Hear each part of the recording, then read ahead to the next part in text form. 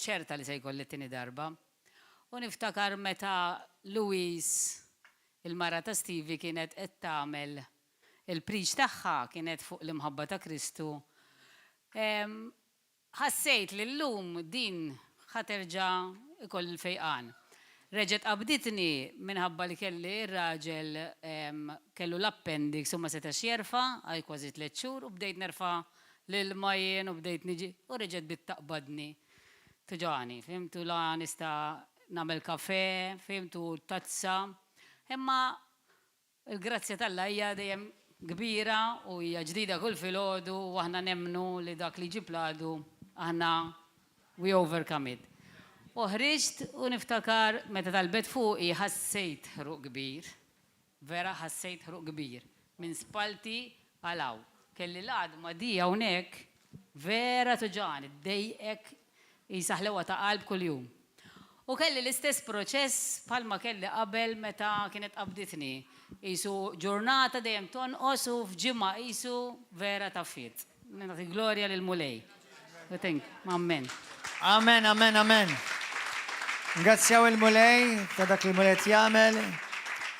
Lesti biex nilqgħu il-ħabib tagħna, Apostle Neville Goldman.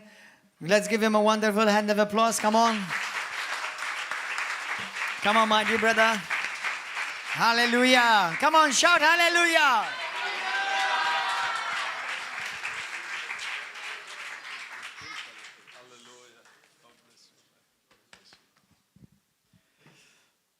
Hallelujah.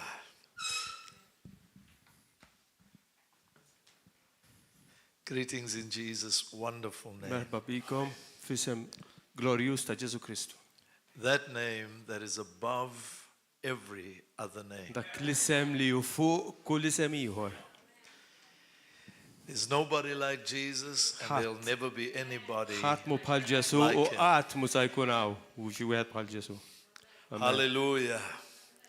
I bring you greetings from my first wife, Il-mara tiegħi sellit għalikom. my last wife, L-ewwel mara, l-aħħar mara li qatt kelli. my only wife. L-unika waħda.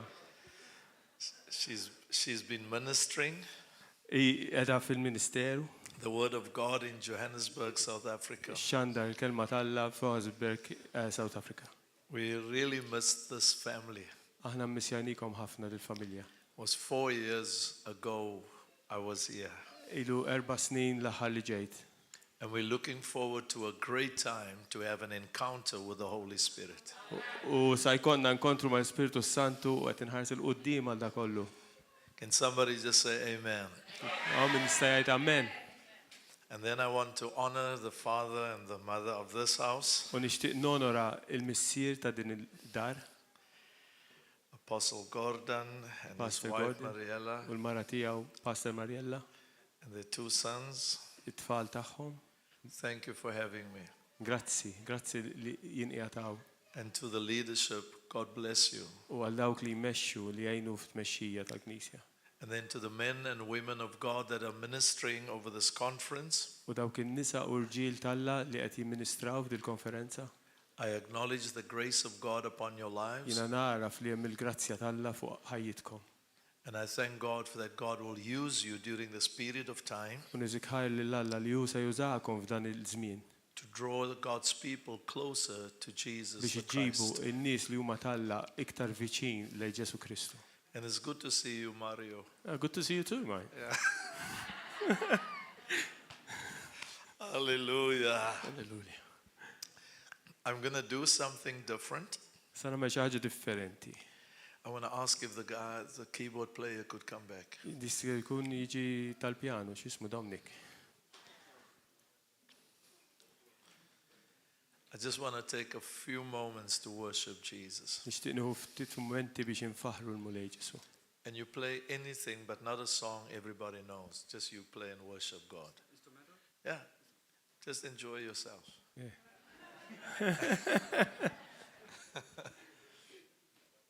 How many of you know Kemm minnkom li tafu, every musician kull mużiċista can play the right chords, jista' idoq il-kordi tajbin, but it's powerful imma hemm il-qawwa when you play with the right spirit. Meta idoq bi-spiritu tajjeb. Because there's three things that God does not have. Għax hemm tliet affarijiet li Alla m'għandux. Number one, He Number one. seeks a worshipper. L-ewwel waħda hu dejjem tfittex min ifaħru. When you seek for something, that means you don't have it. Meta inti qed tfittex xi ħadd ifisser li inti m'għandekx da. And He seeks the lost. Huwa ifittex il-mitlufin. And He seeks for a man to stand in the gap. U jfittex dak ir-raġel li jusa jqobb bejn daw it-tnejn. If you meet those needs Jekk inti taqdi daw li għandu bżonn that God has, li Alla għandu, God will meet all your needs. Alla sa jilqa il-bżonnijiet kollha tiegħek. Amen. So we're just going to worship the Lord, give Him what He needs. Għalhekk infaħru l-mulej. Everybody can just sing your own song. Kulħadd jista' jkanta song. We're going to pray in the Spirit, sing in the Spirit. Sa nitolbu fl-ispirtu, nkantaw fl-ispirtu. Kisara boshandere bossa paparia sekeriande yo. Riboshindere bossa paparia sekeriande le sharabanda. Seremosa riasse calariassa taramosa bababande yo. Ribashandele sukurusha la riassa papa. Rundele shala ramosa carabaria sekerebende yo. Shikaramose le rabonde rende yo. Shilamose paria se karaboshe kiriande. Rebo shanda rabose karabariande yo. Sebare selele selele yo. Tendelele sababara royo. Kiyamo selele selele. Shalaramo selele yo. I worship you, Lord. I worship you. Holy, holy, holy. Holy are you, Lord. Helelele aselele yo. Kendele mo selele yo. Helelele yo. Tendele baroselele yo, kiramoselele, enderamoselele yo. We welcome you, we welcome you, Lord. Oh, we welcome you. There's just nobody like you. Nobody, it's just nobody like you. We love you, Jesus. We love you, Holy Spirit. We love you, Heavenly Father. Thank you for all that you are. In Jesus' mighty name. Amen. Can we welcome the Holy Spirit just one more time? Hallelujah. Tonight I want to speak to us about the waves of the Holy Spirit. We've listened to the ministry of Apostle Gordon. You know, when we speak about faith, anything that hasn't got faith in it just simply means it's not directed at God anymore. Because faith is what pleases God. But there's a second area. You can never come into the presence of God without the blood of Jesus. Because the blood cleans you up. So that holiness can meet with holiness. So we come with holy, blood-washed worship.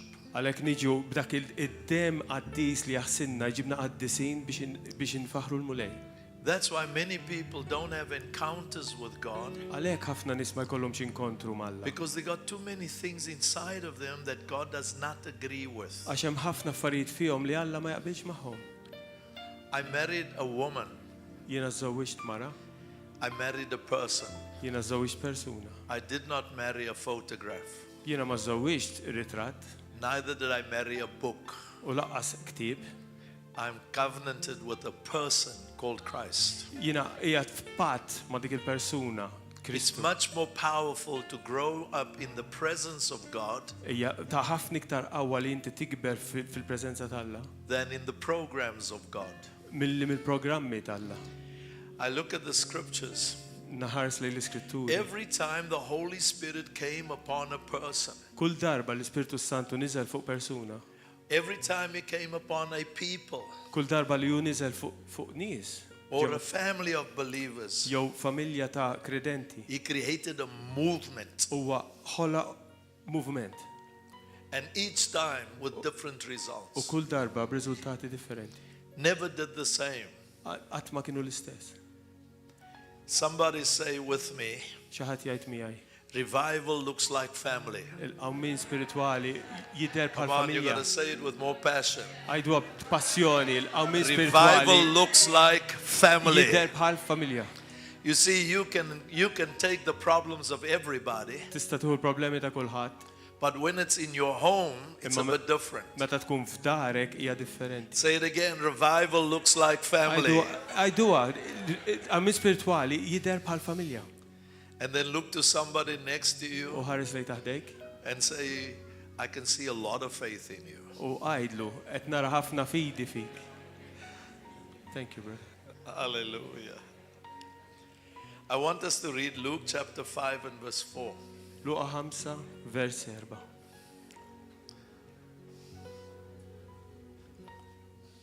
Luqa 5, vers 4.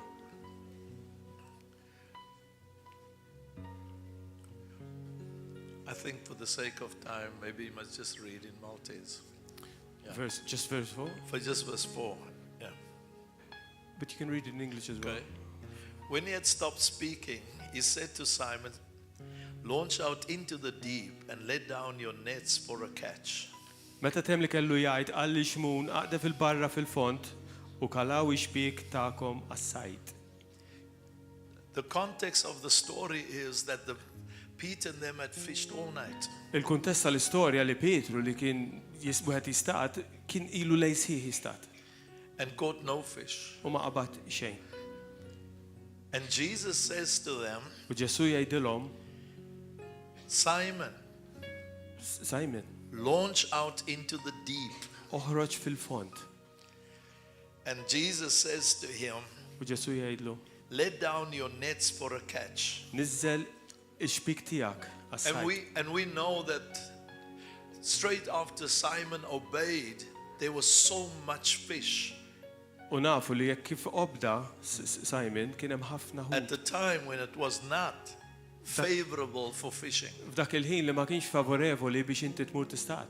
You see, if you take Jesus seriously, Jekk inti tieħdu l-Ġesu serjament. he is still alive up till today. He's U alive. ħaj, illum il-ġurnata ħaj. He's alive. U ħaj. The testimonies of these dear ones testify that Jesus is alive. Testimonjanzi li nisimgħu jgħidu li huwa ħaj. But I want to focus on the word deep. Mart nifoka fuq il-kelma fil-font. He says, launch out into the deep. Għal mur fil-font. Great things are not found in shallow water. Affarijiet kbar ma ssibhomx fil-ilma baxx. Shallow prayers will move nothing. Anka meta titlob fil-baxx xejn m'għandek xejn. Shallow worship goes nowhere. Meta tfaħar mulej fil-baxx xejn. Even the fact of shallow in the word of God. Anka fil-fatt fil-kelma talla meta inti tidħol fil-baxx. Tagħmel xejn. There is no revival in shallowness. M'hemmx hawn spiritwali fil-baxx. The most powerful thing about intimacy with Jesus, Dik ta' ħaġa qawwija fl-intimità ma' Ġesu. intimacy is not a sexual act. L-intimità mhix l-att sesswali. Intimacy is loving God whole day, all of your heart. Amen. L-intimità u li inti tħobb l-Alla kull jum b'qalbek kollha. All of your mind. moħħok kollu, bis-sibiet all kollha of your strength. u bis-saħħa kollha tiegħek. But if you give God 3/4 of your heart, Imma jekk inti l-Alla tieħ 3/4 ta' qalbek. you're giving the world and the devil the other quarter. Ix-xitan qed ittieħ dak il-kwart li ma tajtx lill-mulej. But if you love God with all your heart, Imma kien titħobb lill-Alla b'qalbek all kollu, your mind, moħħok kollu, all your strength, bil-saħħa kollha tiegħek. God will bring out of the deep things of your life. Alla jġib dak li hemm fil-fond ġo ħajtek. And that's when you start experiencing waves, U hemmhekk meta tibda tesperjenza dak waves of the il-mewġ, Spirit of God. dak il-mewġ tal-Ispirtu Santu. I want us to go to Acts chapter 1 verse 7 and Morru 8. fil-ktib tal-Atti, kapitlu 1 minn 1 sa 7. The Bible says he said to them, "It's not for you to know the times or dates the Father has said by his own authority, but you will receive power when the Holy Spirit comes on you, and you will be my witnesses in Jerusalem and in all Judea and Samaria and to the ends of the earth." Hang on a sec. Atti 1 from 1 to 7. Is it Acts 1? Acts chapter 1 verse 7 to 8. Yeah. From 7, is it? Sorry, I thought you said from 1. U ġibhom, mhijiex biċċa tagħkom li tkunu tafu l-waqt u żmien li l-missier għażel bis-seta tiegħu. Imma meta jiġi fuqkom l-Ispirtu Santu, intkom tirċievu l-qawwa u tkunu xhieda tiegħi f'Ġerusalemm fil-Ludija kollha f'Samarija u sa tru fl-art. You will see three things that Jesus is mentioning in the scriptures. Qed tara tliet affarijiet li Ġesu semma fl-Iskrittura. He says you shall receive power. Għallek li inti tirċievi qawwa. So why do you want to live without the power that Jesus is talking about? Għalhekk inti kif tittgħix mingħajr din qawwa li Ġesu stess kellem fuqha. He doesn't say you won't receive power, U ma qalx li inti ma tirċevix qawwa. but he says the power is in a person. U qal li l-qawwa qiegħda f'persuna. You shall receive power after that the Holy Ghost has come upon you. Jgħidlek li inti tirċievi dil-qawwa wara li l-Ispirtu Santu jiġi fuqek. I can sing as nice as I want to, Jiena nista' nkanta kemm irrid sabiħ.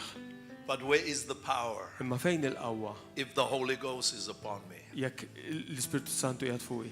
So you shall receive power, Għalhekk inti tirċievi you will be l-qawwa, my witnesses, tkun ix-xhieda tiegħi, and then there's a movement of God in your life. u mbagħad hemm moviment talla He f'ħajtek. starts you off at Jerusalem and he moves you to Samaria, he moves you to Judea, he moves you to the uttermost parts of the earth. Jibdik f'Ġerusalemm u minn hemm jieħduk sa trufijiet tal-art.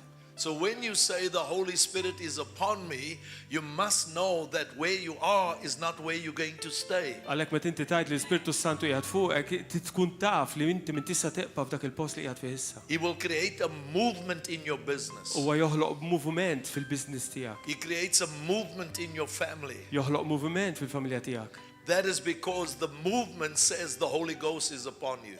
Għalhekk dak il-moviment jixxed li l-Ispirtu Santu qiegħed fuqek. So you see, it's not just that I speak in other tongues, Għalhekk mhux biss li titkellem bil-sna oħra. but the Holy Spirit takes me from glory to glory to glory. Amen. Imma l-Ispirtu Santu joħodni minn glorja, glorja, glorja. You cannot still be at the same place you were 5 years ago. Ma jistax tkun l-Ispirtu Santu fuqek u għadek fl-istess post li kont 5 snin ilu. Don't go to the scripture, you can just make a note. Luke chapter 24 and verse 49. Luqa 24 vers 49. Jesus says, Ġesu jgħid, wait in Jerusalem stennew f'Ġerusalem for the promise of the Father. għal-weda tal-missier. He says, wait in U Jerusalem. għal stennew f'Ġerusalem. Many people Ħafna nies don't experience God ma jesperjenzawx lil when the Alla. power of God has shifted to another location. Meta il-qawwa talla xxiftjat You f'lokazzjoni got to f'post move ieħor. with the power of God. Inti tittimxi mal-qawwa For talla. example, in Malta, For eżempju the f'Malta. Holy Ghost placed you here. Il-Spiritu Santu jgħataw. The power is not in Bethlehem anymore. Il-qawwa mhix Bethlehem iktar. And Bethlehem is a good place. U hemmhekk huwa post tajjeb. The Messiah was born in Bethlehem. Il-Messija twieled Bethlehem. Mary and Joseph paid a high price to give birth to the Messiah Marija u Giuseppe ħalsu prezzoli biex in jagħtu Bethlehem.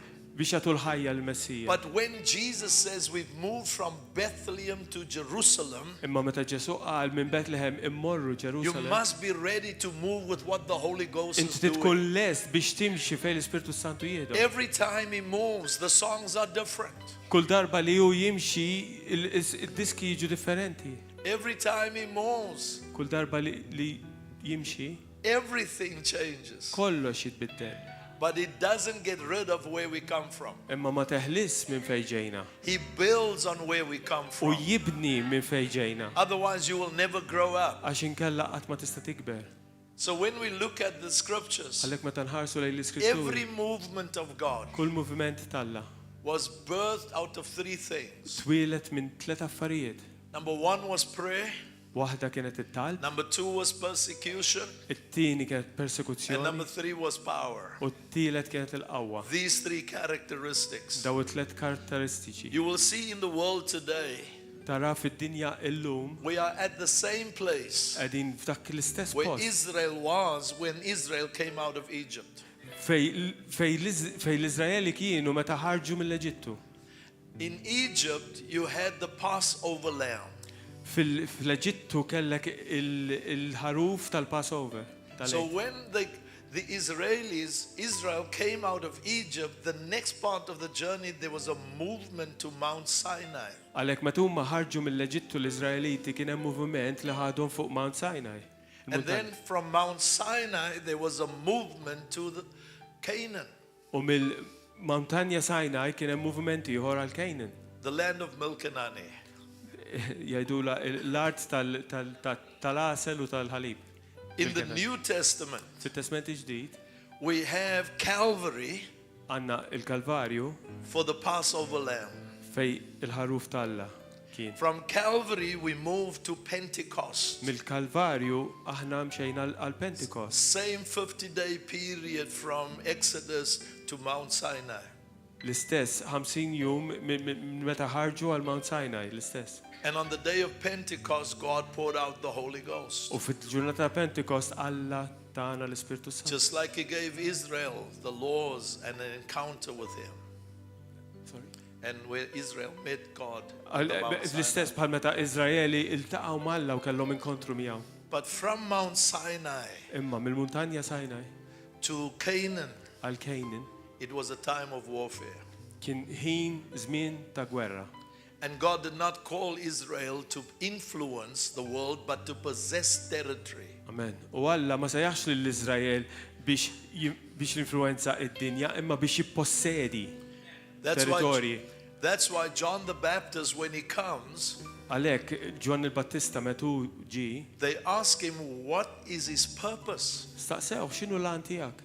And he says this, U għalhekk I'm just a voice in the wilderness jiena vuċi fid-deżert to prepare the way for the Lord. biex nipprepara triq għal mulej. That word Lord there means to prepare the way for Adonai, the possessor of heaven and earth. Dik il-kelma mulej hija kelma li tfisser Alla sit.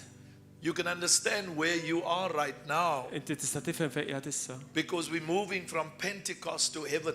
Għax qegħdin nimxu minn Pentekost għal ġenna. And the only people on the planet that's stopping the world from doing what they want to do U l-unika nies li qed iwaffqu n-nies li jagħmlu dak li għandhom jagħmlu is the Church of Jesus Christ. hija l-Knisja ta' Ġesu Kristu. We are the only people that still hold the moral values of human life. Aħna l-unika nies fid-dinja li għandna l-valuri li jgħoddu għal Alla. We are the only people who know that we wrestle not against flesh and blood, Aħna l-uniku nies li aħna ma niġġildux mal-ġisem. but against principalities and Imma kontra powers, prinċipalitajiet u kontra And qawwiet wickedness. demoniċi wickedness in high places. u l-ħażen f'postijiet għolin. But God is giving us the grace to possess territories for the kingdom. Imma Alla jpajtina l-grazzja biex nippossedu territorji. This church has a special purpose in Malta. Il-Knisja għandha għan speċjali fuq And I'm dal-pajjiż. not going to say it just because I think it's nice to say it. U da minn sa ngħidu għax naħseb li xi ħaġa sabiħa biex ngħidha. But it does not come without a fight. Imma di ma tiġix mingħajr ġlieda. You got to stand firm Inti tittiqpa sod because You are doing something Għax intkom qed tagħmlu xi that ħaġa is not accepted by everybody. li mhix se tiġi aċċettata minn kulħadd. And therefore God will always come through for you. U għalhekk Alla dejjem jiġi jgħinek fiha. Hallelujah. Halleluja. It is easy to agree with everybody, Hija xi ħaġa faċli biex taqbel ma' kulħadd. but it takes somebody to move away from opinions of men to what God says. Imma irid ikun xi ħadd sod biex joħroġ minn dak li jagħmel li jrid il-bniedem għal dak li jgħid Alla biss. And it was no different in the day when Jesus came. U ma kienx differenti meta kien hawn Ġesu. Oh yes, when Jesus came, Meta- 2 years old and under killed the children. Meta ġi Ġesu kellu sentej u r-re rid joqtol it-tfal kollha. Today, once again, the focus of the world is on our children. U llum il-ġurnata il-foka tad-dinja qiegħda fuq it-tfal. Across the world. Mad-dinja kollha. And there's nothing as terrible U m'hemm xejn terribbli when Christians are silent. meta l-Kristjani jibqgħu silenzjużi. We don't have opinions. M'għandniex opinjoni We aħna. have a reference. Aħna għandna referenza. We don't build on I think. Aħna ma nibnux fuq x'naħsbu. We build on I know. Nibnu fuq li nafu. And we don't build on I don't like you. U ma nibnux dak li ma jġobniex. But you cannot take your preference and make it the law. Imma ma tistax tuħu dik il-preferenza tiegħek u tagħmilha liġi. So you have two churches next to each other in the world today. Għalhekk fid-dinja llum hemm żewġ knejjes waħda bejn l-oħra. It's the church in Adam Il-Knisja f'Adam and the church in Christ. u Knisja fi Kristu. The church in Adam is gifted, Il-Knisja f'Adam għandha ħafna doni, very powerful, qawwa kbira, but no character. imma karattru zero. The church in Christ, Imma il-Knisja fi Kristu, character first and then giftedness. karattru l-ewwel u mbagħad id-doni. The world wants to see Jesus more than they want to see Neville. Il-Knisja tittara l-Ġesu iktar milli tittara More than they want to see me. iktar milli tittara. When the church becomes irrelevant, Meta l-Knisja tiġi revelanti. is because we have not discerned the shift of the Holy Ghost. Għax ma tfimniex x'inhu jagħmel l-Ispirtu Santu. And because we have not seen the shift of the Holy Spirit, U għax maħniex naraw x'inhu jagħmel. we have not produced new leaders. Maħniex qed nipproduċu mexxejja ġodda. We've forgotten there is a new generation rising up. Insejna li hemm ġenerazzjoni ġdida tila. With every move of the Spirit Ma' kull moviment tal-Ispirtu Santu. came new people, Ġew nies ġodda, new ideas, idejat ġodda, new passion, passjonijiet ġodda, new divine strategies, strateġiji divini ġodda and greater results. u riżultati ikbar. Your greatest resistance L-eżistenza kbira to the new tiegħek għal ġdid is old mindsets hija sibijiet antiki that stuck to yesterday. li weħlu fil-bieraħ. The world is a great place. Id-dinja hija xi ħaġa fenomenali. It's the people that have deteriorated. U ma n-nies li deterioraw. You don't want to go back to the old telephone. Ħadd ma jrid imur lura t-telefon l-antik. I don't think you want the old telephone anymore. Ma naħseb li hawn ħadd jien li jrid dak it-telefon l-antik. Many of them don't even remember it. Ħafna minnkom laqas tafu it-telefon l-antik. Because some of us that are born today don't even know what the old telephone looks Għax like. ħafna minna l-lum, ħafna minnkom laqas jafu x'kien it-telefon l-antik. Neither do you want to live in a time where you still have to be without the best transport. U laqas tittejx fi żmien kif konna qabel meta m'għandekx it-trasport surit in-nies. This present generation Ġenerazzjoni preżenti have an overload of information. għandha informazzjoni kemm trid.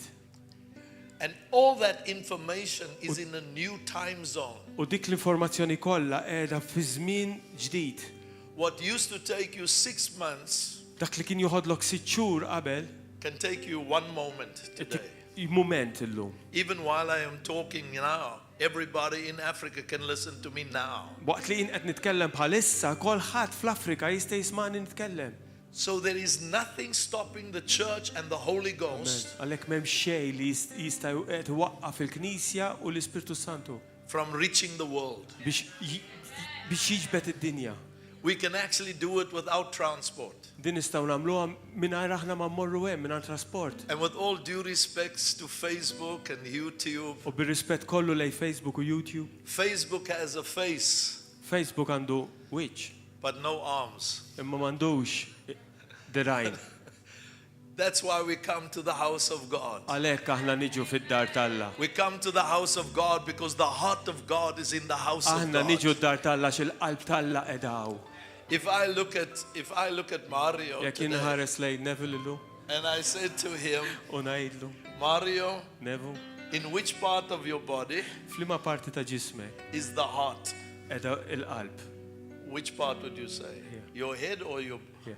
Oh, okay. Oh, no. You notice something? Jesus is the head of the church, Ġesu huwa r-ras tal-Knisja. but the heart of God is here. Imma l-qalb tal-Alla hija intkom. And the longer you stay away from the heart of God, U iktar kemm inti titbiet mill-qalb you will tal-Alla. never have the compassion that God Qatt has. ma jkollok il-kompassjoni għandu Alla. You will always fight for what you want Inti tibqa' tiġġieled għal dak li trid int, instead of what He wants. minflok għal dak li hu jrid. There's a big Hemm difference differenza kbira between ministry bej ministeru and destiny. u d-destin. You see, we come from Egypt. Aħna ġejna minn l-Eġittu We're moving towards Canaan, u sejrin lejn Kejni. and that is called destiny. U dik li sejjaħ destin. We're coming from Calvary to get to heaven. Aħna mill-Kalvarju għal ġenna. That's called destiny. Dak u d-destin. So whether the ministry ends, the destiny continues. Għalhekk fej jispiċċa l-Ministeru d-destin ikompli. How many of you know you can be 80 years old, Kemm hawn minnkom tafu li tistgħu tkunu 80 sena. but the anointing doesn't get old? Imma id-dilka ma tixix. Hallelujah. You can see I'm 67 years old now, but I'm still okay. Għalhekk u 67 imma għadu all right. Just live with Jesus, promise you. Jiex ma Ġesu, minn wedilkom di, li tkunu all right. Sin makes you get old. Amen, amen. Id-dnub ixejħek. Amen. I like the way he could just agree while he's supposed to interpret. Okay. Let me go to the first wave of the Spirit. Ħammur fl-ewwel mewġa tal-Ispirtu Santu. On the day of Pentecost, Fil-ġurnata ta' Pentekost, when the Holy Spirit was poured out, meta l-Ispirtu Santu ġim it was the first wave the church experienced. kienet l-ewwel mewġa li l-Knisja esperjenzat. And how many of you know? U kemm hawn minnkom li tafu? Listen to this. Isimgħu din. Acts chapter 2, Acts, ktib tal-Atti, kapitlu 2, verse 1 and 2. vers 1 u 2.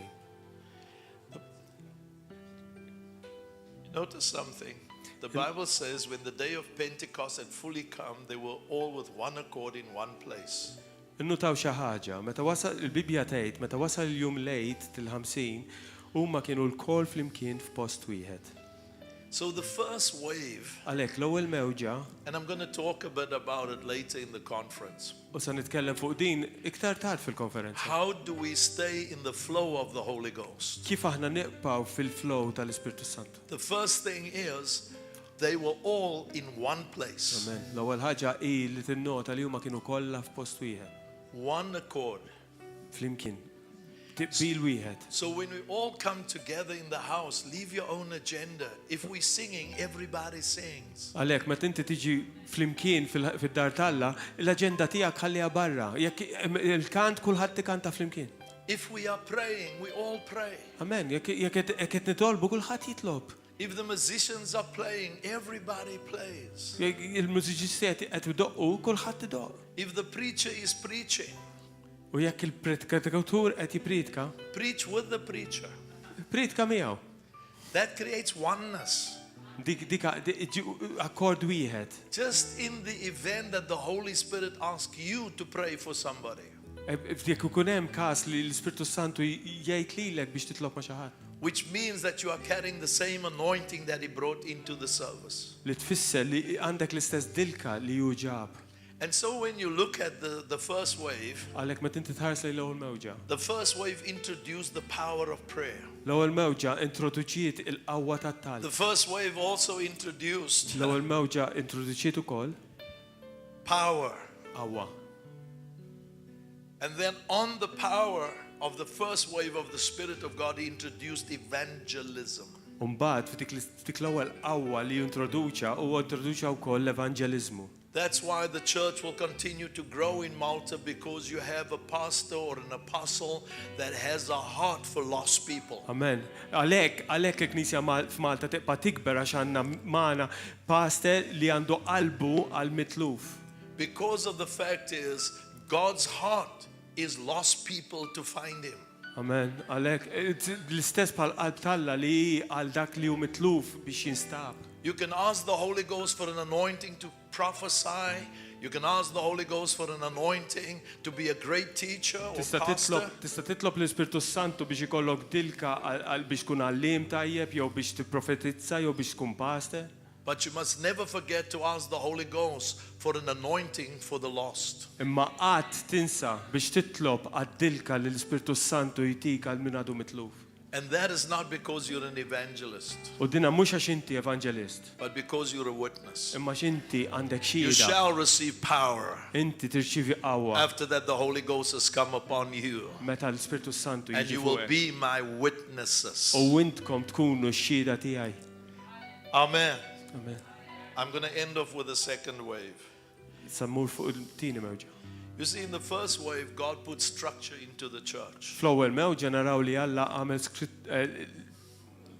skruttura fil-Knisja. He puts prayer, he puts evangelism, Huwa poġġa il-talb, l-evanġeliżmu, he puts the teaching of the Word of God in the church. it-talim tal-kelma tal-Alla fil-Knisja. He then makes us go house to house, Mbagħad iġalhom imorru minn dar għal dar. which is the caring part of the church. U ma dawk il-Knisja hemmhekk qed tieħu ħsieb.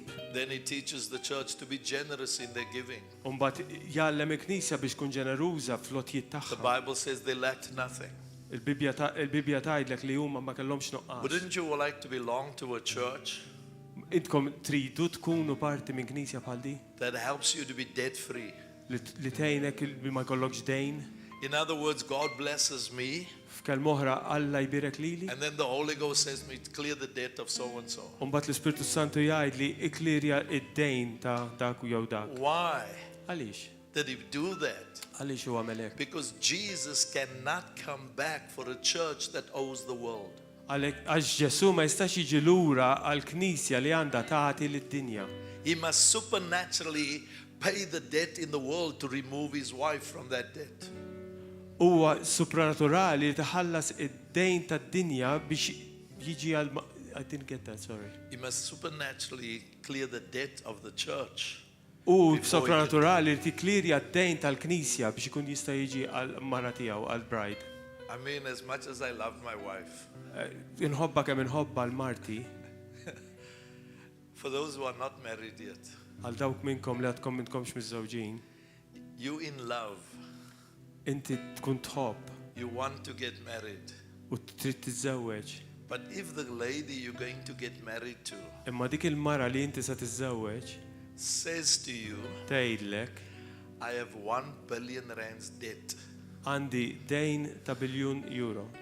will you still marry her? Tiżżewweġha? Just as you can't just go like that. Rajt ħafna minnkom jagħmlu hekk. At least you still love the lady. Huh? Alla nqażatek tħobba. This with Jesus, Ġesu.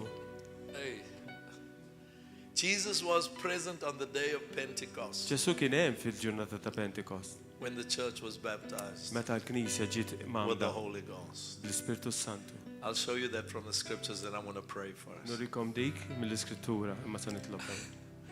If you go to Matthew chapter 3 and verse 11, Morru Mattew, kapitlu 3, vers 11.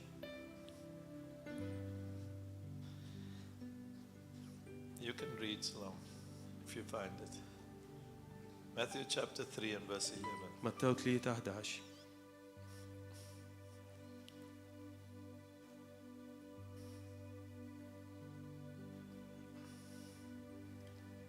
The Bible says, this is John the Baptist speaking.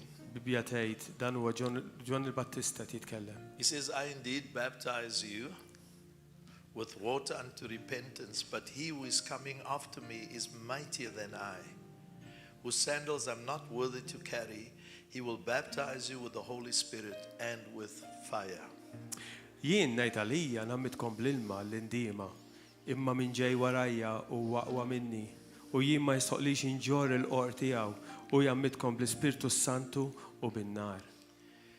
You know, this John the Baptist is saying, as a prophet, he is saying that he who comes after me, he will baptize you with the Holy Spirit and with fire. Ġon il-Battista li kien profeta hawnhekk qed jgħid li dak li ġej warajja hu se jammitkom bl-Ispirtu Santu u bin-nar. So on the day of Pentecost, the Holy Ghost can't baptize you with himself. Għalhekk fid-ġurnata Pentekost il-Spiritu Santu ma ġiex jagħmdek waħdu. Jesus is the baptizer of the Holy Ghost. Ġesu hu dak li jagħmdek bl-Ispiritu Santu. So on the day of Pentecost, Għalhekk fil-ġurnata Pentekost Jesus comes to baptize the church with the Holy Ghost and with fire. Ġesu kien dak li ġie biex jagħmel il-Knisja bl-Ispiritu Santu u bin-nar. To fulfill the prophecy of John.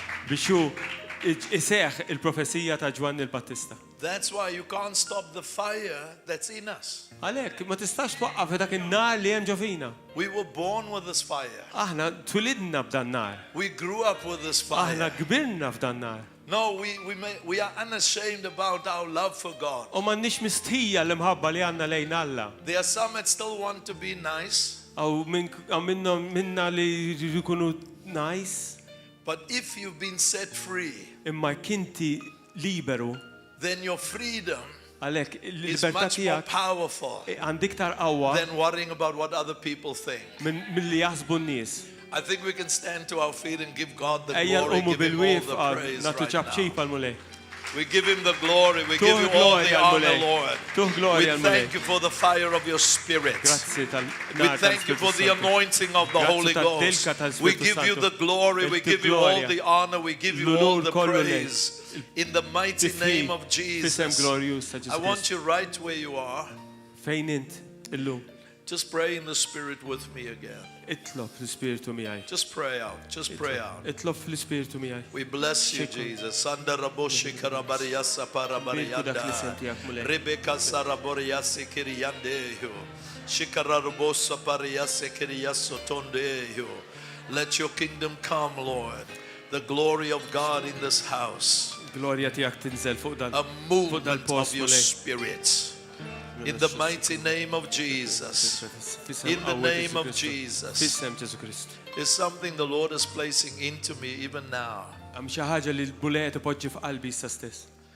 Family, we're going to do this over this conference. Familja se nagħmlu di fil-konferenza kollha. At Pentecost, Pentecost there's no blood. ma kien hemmx dem. The blood is at Calvary. Id-dem kien il-Kalvarju.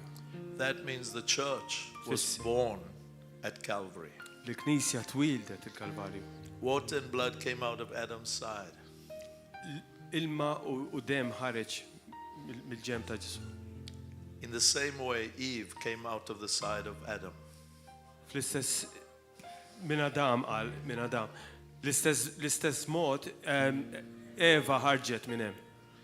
So Adam had to be dead, as it were. Għalhekk Adam kien qisu mejjed meta ġara dan. So God made him to sleep, Għalhekk hu raqdu to il-mulej bring Eve out of his side. biex ħareġ il-leva mill-ġemp tiegħu. And blood and water at Calvary's cross.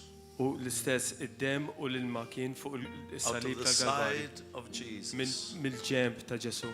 you were born. U aħna twilidna. I was born. Jien twilid But Pentecost Pentecost is to empower me. To empower me. biex ittin il-qawwa, The anointing id-dilka comes upon you jiġi fuqek to finish an assignment. biex item dak ix-xogħol Calvary il-Kalvarju. makes you a son. jamlek bint jew iben. and a daughter. Amen. And God gives you an assignment. U Alla itik xogħol Like Jesus, bħal Ġesu. the Spirit of the Lord is upon me, L-Ispirtu tal-Alla qiegħed fuqi and He has anointed me u dilikni to set the captives free. biex jiena neħles dawk li Preach ma this maqbudin. gospel.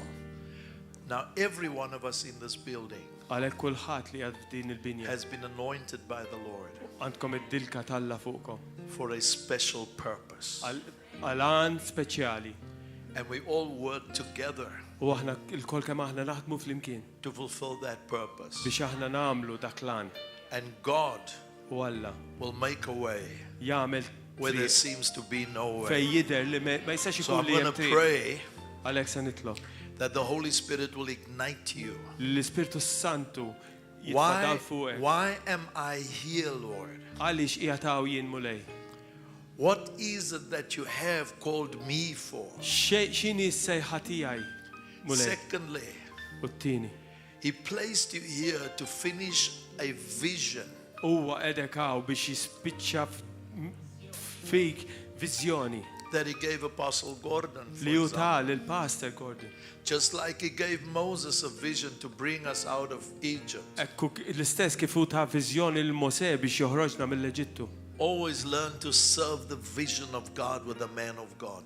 Dejjem ħobb li inti taqdi fil-viżjoni li Alla ta' il-pastor tiegħek. Never oppose those whom God has appointed. Qatt topponi dawk li Alla appunta. Work with them to Aħdem finish magħhom biex inti what tispiċċa God has called us to do. dak ix-xogħol li Alla sejħinna biex nagħmlu. Tomorrow it is your chance. Għada u ċans tiegħek And somebody's going to help you like Joseph. u xi ħadd lilek sa jgħinek bħal Giuseppi. Joseph helped the baker. Giuseppi għen dak il-baker, il-furnar. But Joseph became the prime minister. Imma Giuseppi spiċċa jkun it-tieni l-iktar waħed qawwi fl-Eġittu.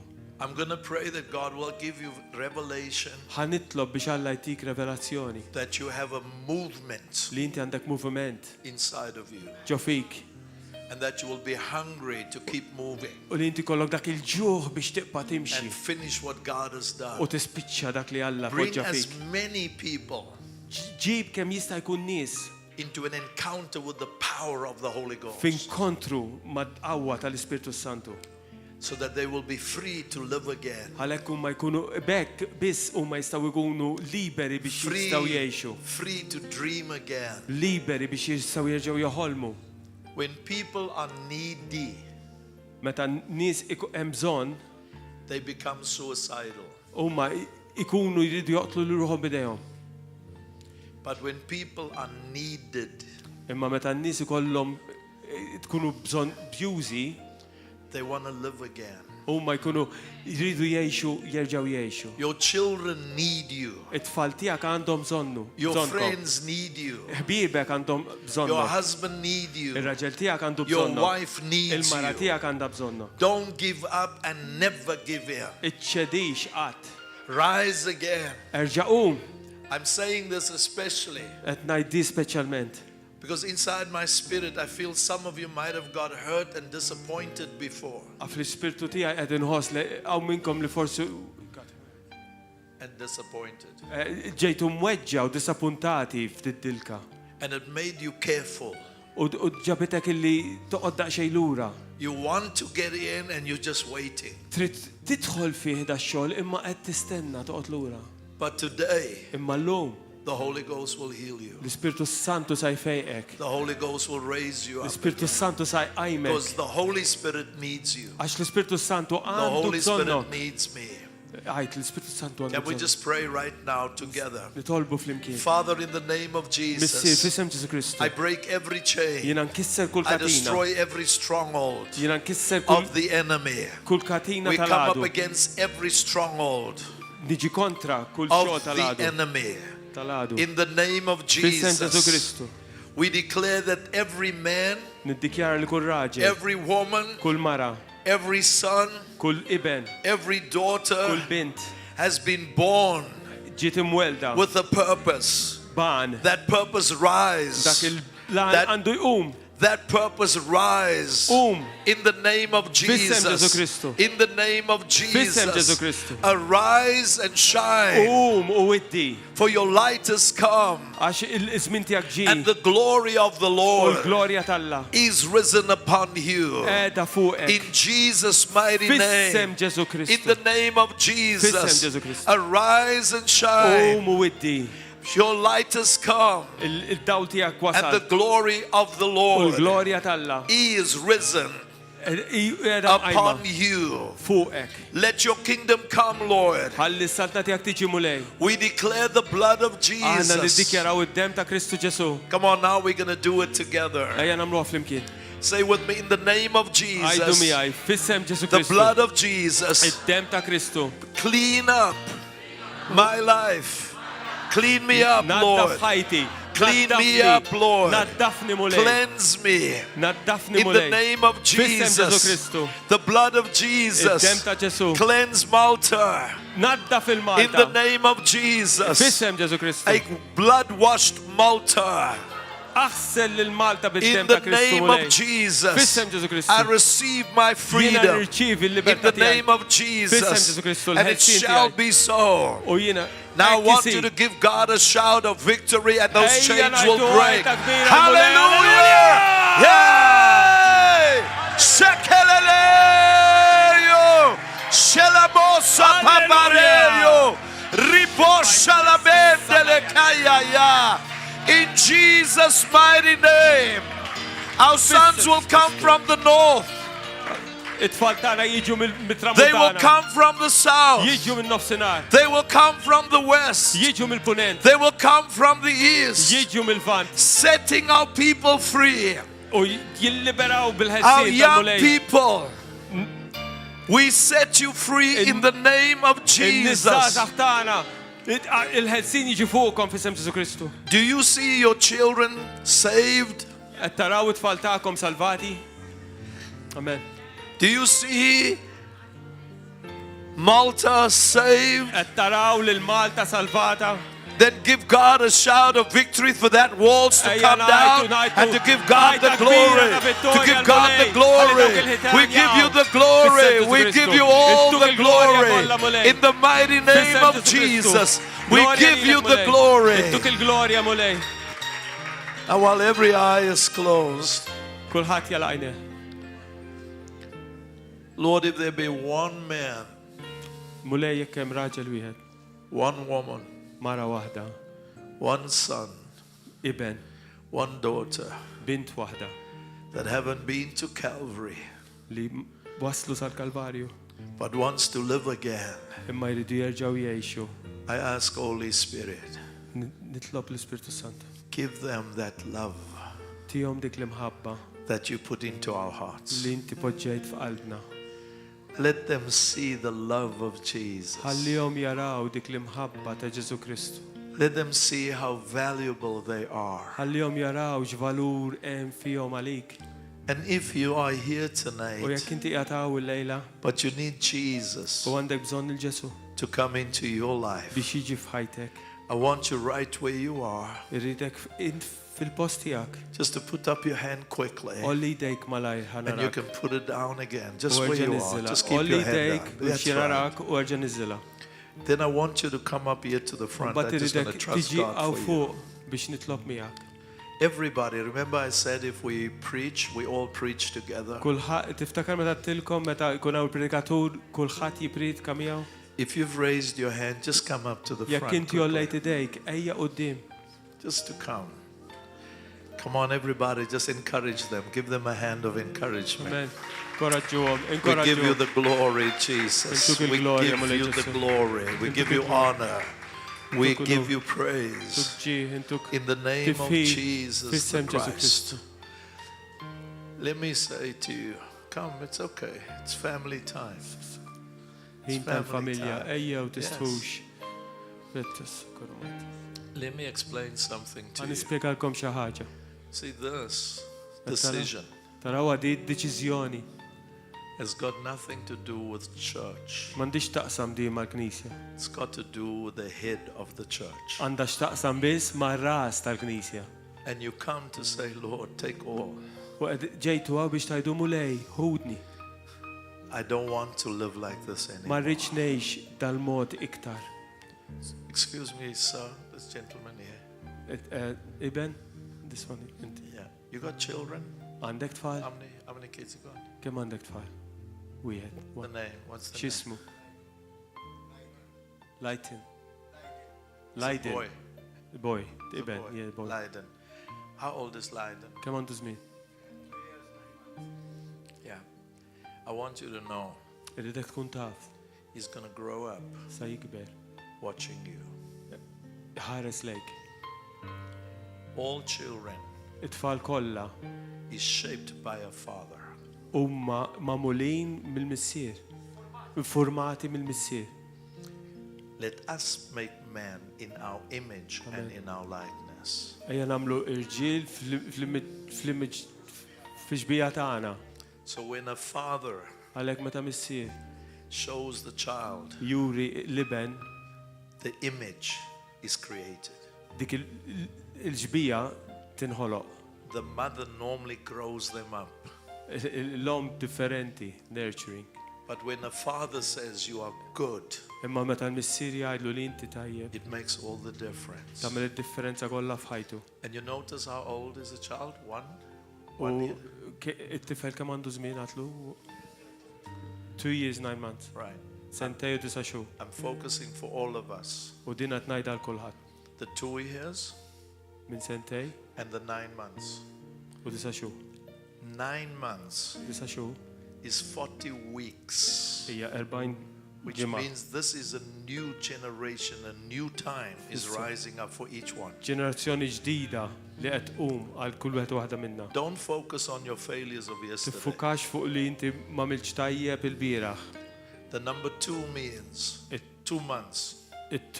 Il-numru 2 ifisser fejn għal xarejn. It means God is going to divinely intervene. Tfisser li Alla b'mod divin sa jintervini. Stop depending on your own strength. Iqaf tiddependi fuq saħtek. I can do this. Jien nista' nagħmel hekk. And then you find out you can't. U mbagħad issib li ma tistax tagħmilha. You couldn't heal your back, Ma tistax tvejjaq darek. which means you can't. Tfisser li ma tistax. But God can. Imma Alla jista'. It's nobody Ħadd. but God. Alla biss. People leave, people come, Nis jitilqu, nis jiġu. but God. Imma Alla. So I'm Allah going to bis. come and pray and trust Alek. God with you. And I'm just going to touch Alex, se niġi nitlob iminti jafda fil-mulej. you. Now let me explain. Nispjegalkom. I've never healed anybody in Jien my whole qatt ma life. fejjaqt il-ħadd f'ħajti. In 40 years next year, F'40 sena, is-sena d-dieħla, I'll be celebrating 40 years in the ministry. halleluja, se niċċelebra 40 sena fil-Ministeru s-sena d-dieħla Married for 42 years. u ili miżżewweġ 42 sena, 7 grandchildren. għandi 7 neputijiet. Not one of them have ever seen me beat up on their mother. Qatt marani wieħed minnhom insawwat l-ommu In 42 years f'42 sena because of Christ. minħabba Kristu Ġesu. When He's in you, Metu ġo fik, you get the Word of God in you meta inti tħalli l-kelma talla tinżel ġo fik and share Jesus with somebody u else. taqsam il-Ġesu ma xi ħadd ieħor. And just be a good friend. U Amen. tkun ħabib I'm going to trust tajjeb. God that He will anoint U you għafda l-mulej li ju jitfaddilka tijaw to fuqek take this love to others. biex tiħu dil-mħabba tijaw lejn ħaddieħor. But you have to grow. Imma hemm bżonn li tikber. Can we pray? Say Ħajtlob this with għalik. me. Heavenly Ħajdu Father, miegħi. Missir Qaddis, in the name of fis-sem Jesus, Ġesu Kristu. today Illum is a new day hija ġurnata for ġdida me. għalija. Turn me around, Lord. Dawwar ħajti mulej. Make me committed again Għamil l-impen ġo ħajti to the jerġa' house of God. għal-ħaddar tiegħek mulej.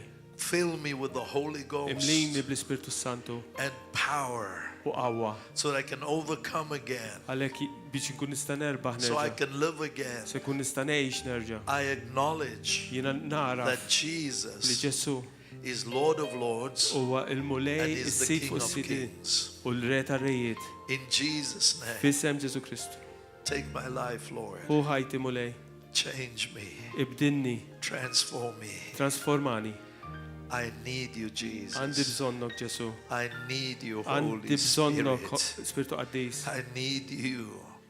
I need you. Għandi bżonnok.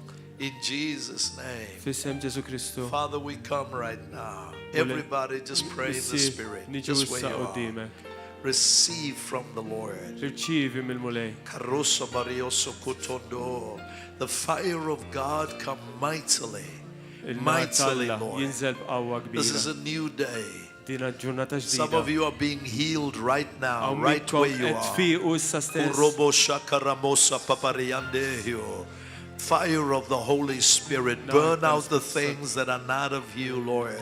We give you the glory. This anointing come mightily upon them to break chains and to destroy them. In the name of Jesus the Christ, the Son of the living God. Never again will there ever again be headaches and stress. It's going now. It's going to go now. Kull stress Thank imur you, issa Jesus. stess. Thank you, Grazzi, Jesus. Gesù. Thank you, Lamb of Grazzi, God. Mole. Grazzi, Rubariosa Ħaruf karamoshe kiriyasa karabanda. Blessed Lamb of God. Nobody Ħadd. needs to leave the same way they came. Jitlaq. The healing Jirġi. power of the Lord. Irċivi Come l-qawwa mightily. Heal him, Lord. Heal him. Heal him. New levels of value and confidence. Yes. The confidence be restored again. In Jesus' name. In Jesus' mighty name. We give you the glory. Tu glorja mulej. We give you the honor. We give you the praise this U day. tifħir mulej. Fresh power of God come upon you. Sija The friska Spirit of mill-mulej. the Lord Spiritu Qaddis. raise you up. Itellak. God will restore all that you have lost.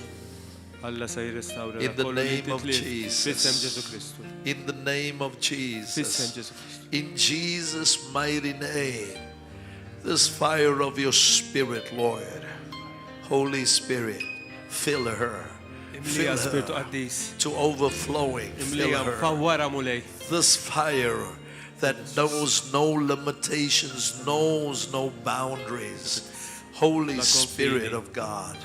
La Thank you, limitazzjoni. thank you, thank Il-qawwa you, tiegħek Spirit tinżel of fuqha God. mulej, Mr. We Qaddis. give you the glory. Tuk il-glorja. Mariella, come to me quickly. I want, just hold it. I want you to put your hand onto her, right there, right there. Every pain Kullu ġieħ that has come upon her, li ġi fuqek. I speak the healing power of Jiena Jesus. qed insejja Holy il-qawwa. Spirit, you have all the Tal-fejqan gifts. You have the li gift of hemm faith, fl-isem the ta' gift Ġesu of Kristu. healings. You have the miracles. We give you the glory. It shall be so. She will go home and have the best night's rest ever. In Jesus' name. Roshi karabosa papariandehu. Receive the fire of the Holy Ghost. Get the job done, brother. Get the job done. Amen. Get the job done. God has got an assignment. Desċa s-samen. Alla There's a l-xogħol. strong spirit of submission coming into the house of God by the Hallelujah. Holy Spirit. It's a strong, very, very, very strong. Għaw spiritu qawwi. Oh, Rosha paparasa Sottomissjoni. karamoshe Halleluja. kiriyandehu. Grazzi mulej. This power of God, the Holy Ghost, is coming into this family of God's people. Rosha karamosa papariyase karabariyandehu. And the Lord will lift us up. The Lord will lift you up. Yes, akaramosa katatandehu. You are hungry for the King of Glory. I break every hindrance to that hunger. God will fill that hunger. God will satisfy